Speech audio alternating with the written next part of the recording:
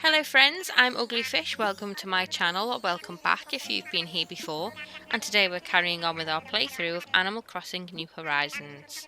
So the museum's reached its final stage as far as I'm aware. Initially we gave all our bugs and critters to Tom Nook, then we gave some to Blathers in a tent, and now fully fledged Leningrad Museum open. We also have Tommy and Timmy's shop open today. I think this is probably a sort of first version of it. Normally you can get a few upgrades, but it's definitely going to be better than what we had before, which was Timmy selling us the odd thing in this tent behind us.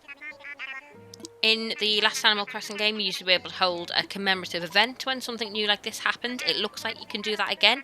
That's nice. It's always a nice little cutscene to see. You can set off a party popper. Sometimes you're asked to make a speech. Personally, I think Tom Nook's going to take the credit for everything that's worthy of a ceremony, but that's just what we've come to expect here on Leningrad. Is Tom Nook taking all the credit? And again, he answered his phone while he should have been speaking to us, but I think he's talking to a new islander there, so we'll forgive him that. We'll head straight off to the museum.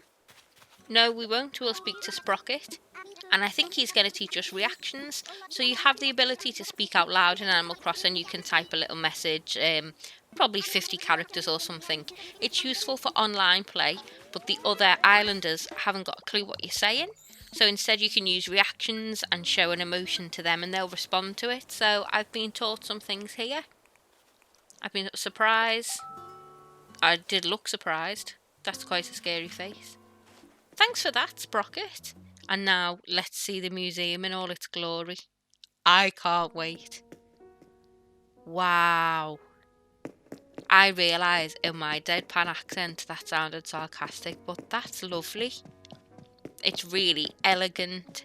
It's really classic. Oh, I love it. Look at the floor. I like that compass looking thing on the floor. Oh, Blathers must be so excited. He's waited his whole life for this moment. Look at him. I mean, I've sped him up a little bit so that we could fit this in under 20 minutes, but even still you can see his enthusiasm. I'm quite enthusiastic. I think the museum is one of the best bits in Animal Crossing, so you can donate things your other villagers can't, so it does really rely on you to keep playing the game. It's a clever little way to make you not rush, to give the game some kind of longevity, rather than just your house is done, boom, because the fish and the bugs will depend on the season and the weather and the temperature. So, I mean, you can time travel on Animal Crossing, you can change the date on your Switch, and the game won't know. As long as you don't reconnect to the internet, the game won't know, and it will think you're in the middle of October or wherever you set it to, and it will change the seasons and the fish and the bugs accordingly. It's not as fun, but there's nothing wrong with it. Right, Blathers is done having a chat. Let's see all those hours I put in. Wow. I mean, the walls are a dull colour, but that looks really nice. The water and the lighting effects on this game are stunning. They really do take it that step further. There's my little goldfish. There's some river fish that I've caught. It's lovely. You can hear the footsteps and everything. I wonder what's going to live in there. Maybe sharks. Don't really have a clue what the sort of system within the museum is, but that's fine. I'm happy to look around. Wow. This must be the sea as opposed to the others which were pond and rivers. That is a vivid blue. Wonder what that bit's for. You look down, get a little glass boat tour thing going on. They've put so much thought into this. It's lovely. I mean, even the detail there were some filter tubes at the back there. Got these little displays. This is incredible. The museums have always been nice. This is really a step further. At the time that I'm recording this and doing this voiceover, we're all in lockdown because of the coronavirus. And, you know, this might just be the cabin fever talking, but this actually feels like going to an aquarium at the minute. I'm quite content. The music's really ambient, the colours are lovely. Look at the way the light hits the floor through that tank there. That's absolutely stunning. This is a really, really lovely room. And look at the little portholes there so you can pop up and have a look. It's my dream in real life. I want to work in an aquarium. I'm currently trying to study marine biology. I'm really thick. I'm not doing very well on it. But this, I was feeling a little bit jaded about the whole course because I have no background in biology. I just ran straight in from a sort of technical background straight into marine biology, and I was feeling a bit rubbish, feeling a bit lost, like I couldn't do it. In a really weird way, this has kind of re-inspired me. I could work in an aquarium like this in real life. It's a really lovely environment that they've done so well. Clearly a lot of thought's gone into it. And it would be a shame to keep all these things empty. It really does make you want to go and catch the fish. Even though it's only a game, you do want to fill that up. You want to see it in all its glory. See if the dinosaur room can contend with that. Oh my god, it's actually like the Natural History Museum. Is this a timeline? Is this the different like domains and kingdoms and stuff all coming off here? Why is it bubbling? What? I'm even more gobsmacked at this than I am the fish. Wow. I don't really need to say anything, do I? Bloody hell. Look at the detail on the lighting and the shadows and the way the bone is. Nintendo have put out some games recently and there's no subtlety about it. They want you to go out and exercise. I know Pokemon Go was Niantic, but it was with Nintendo. They've had Wii Fit, they've had Ring Fit. They want to get you up and active. I mean, clearly their other motive is to get you to go to a museum. It's not often on a game you see a fully designed and rendered museum, is it? I've never played Tomb Raider. I imagine there's some museums in that. In terms of this, in terms of dinosaurs and fish that you've found and you can build up. Wow, I feel bad that I don't have more fossils on display, actually. That's my fault. I will go and look for some more fossils. Get the place filled. What could this room be? So this is like an origins of life room. Is everything stemming off there into related species, like taxonomy? Is that an ancestor of primates? I must stand there in that little gap. And then there's all the other kinds of animals. You can stand there and see what they're related to, and you're going to put the fossil at the bottom. It's a kind of... I realise I'm really getting quite emotional over an Animal Crossing museum, but this is how you sort of passively learn. I never had a real mind, is the only word I can think of. I clearly don't have a mind for English. I never had a mind for geography in school. Even now, I'm not very good at it. I can, maybe if you show me a map, I won't embarrass myself thoroughly, but I'm not great. I learned a lot of geography from Civ, Civilization, Civ 5 and Civ 6 specifically. This is how you learn natural history and biology and taxonomy, is through Animal Crossing, and Blathers giving you the little facts every time you donate something. Bug Room's the last bit. It's the bit I'm least interested in, but that doesn't mean it's not going to be phenomenal. A lovely outdoor environment. This is quite peaceful as well. More peaceful than the aquarium. I've got nothing to show for it though. I've been quite bad at donating bugs. It's mainly been fish. Oh, look at the flowers. That little display there is lovely. That all for the bee. What a lucky bee. They look like little chrysanthemums based on those leaves. But you can get chrysanthemums in the game and I don't think they look like that, so I could be wrong. It would be nice if this water was the same water from the aquarium, and the river fish and the pond fish could come and use this area as well, like one big ecosystem. I'm clearly thinking too much into that. It's not a real museum. But that would be nice. Great Deku tree in the middle there, looking a bit sad.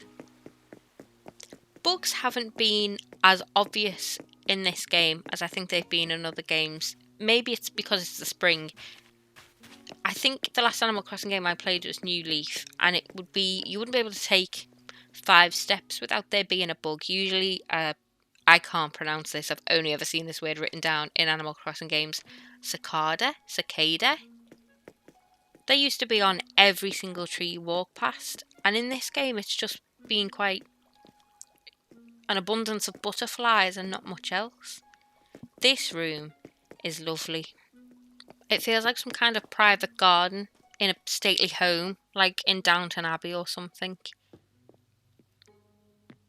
And then this is very much a museum room. It's making up little fake environments for things to live in. What lives with the rubbish? Oh, a pill bug. Oh, I'm sorry, pill bug.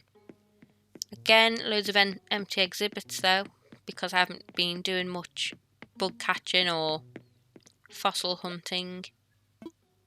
It's exciting to not know what's going to be there as well. I have no idea what's going to live in these bits. Oh, and a lab. Oh, I don't like... Why is there a lab? I hope they're not doing any kind of animal testing. You get red dye from bugs, don't you? Is this what Leningrad is, secretly? Tom Nook's got some kind of chemical plant going on. I wouldn't even put it past him, you know. If it got him a bit of cash, he'd squash up Tommy and Timmy. Back to the Deku tree, back down this way. This area feels much bigger than the other areas, but at the same time, in terms of display space, not as much. But I don't know what's going to be crawling on the floor. I don't know if they're going to be living on trees or what. There don't seem as many places to stop and look at what you've got there. There's a few camera angle changes, but in general, not as much as the aquarium, or especially the dinosaur room. But this area is quite sparse. I'm sure that'll change. There are a lot of bugs for me still to catch. Well, Blathers, that was lovely, mate. I'm quite emotional. I sort of feel exhausted, like I've had a really big day of learning. He's exhausted. Can you blame him? He's built that in 2 days. I wonder how much Tom Nook's charging for that. I feel the museum's poorly placed now. Maybe I'll make it a nice grand sort of a path and some tiki torches and an area of elegance just to show it off properly. The rest of the island doesn't seem worthy of it. My little rubbish house, and then there's that grand museum there that looks like it should be in Berlin or something. Oh, I could put the museum on this little island bit and make it Museum Island. I never got my house up there, but we can put it to good use. This is more in fitting with the rest of the island. The little corrugated iron roof. Let's see what it's like inside. See if there's anything good. Oh, there's Mabel. I wonder if Mabel's going to have a separate shop, or if she's going to be within this shop. And it's going to turn into some kind of department store, high-rise building. I don't think I'd like that. I'd rather have a high street area. Saying that, I don't even know when she's going to come to the island. I'm sure Tommy and Timmy will work something out. This will be another test from Tom Nook. They need a clothing supplier. She supplies clothes, or at least she has done in previous games, with her sister. I can't remember her sister's name, but she's really shy. Tom Nook is fully kitted out in a shirt and shorts, and they both were in shorts yesterday, and now everyone's naked just wearing aprons. You'd have thought they'd have put aside some kind of budget for uniform. Our shop is named in honour of our beloved President Nook. That is a little bit strange, Tommy and Timmy. I always thought they were his nephews, but I read recently that he he just found them and took them under his wing.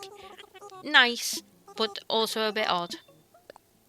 I'll take this bowl with some plants in. I don't think I need a barbecue. I don't think I need an art set. I'd like the little... It looks like it's got LPs in. I'd quite like that. If it plays LPs, I don't know if it's just a box. There's a fair amount of things for sale. It's not bad. I'm sure it'll get expanded. The cabinet in the back looks more useful than this. These things will change daily. Oh, that's nothing. This cabinet. There's some medicine, maybe? Tools, an umbrella, a party popper. I will need that, I think, for whatever celebration we have for the museum. Fair amount of plants, some wrapping paper and some... Oh, some new DIY recipes. I'll go for them. That's handy. They're not that expensive either. I wonder what's in that one. Bounce it over to the phone, NFC style. I did wonder if in this game there'd be more trying to get it to link to your Pocket Camp account as well. I haven't seen anything like that yet. I don't know if it would be more obvious to me if I played Pocket Camp, which I don't. Maybe I should start playing Pocket Camp and see if I can link the two. My big hope, and there's no way Animal Crossing will be this kind, no way Nintendo will have done this, is that the flower species change every day and that I can access the other 3 kinds of flowers that there are, but I doubt that. That's probably how they get you to use the online play a lot more. I don't know what the limits are in terms of online play and having a Nintendo Online account, but if you're paying to go online, they may as well make it worth your while. I'm going to buy myself some wallpaper. I'm going to go and hang that in my new house. Probably going to go and have a sob over the museum again because it was incredible. So I'm going to sign off here. Thank you very much for watching and hopefully see you next time. Bye!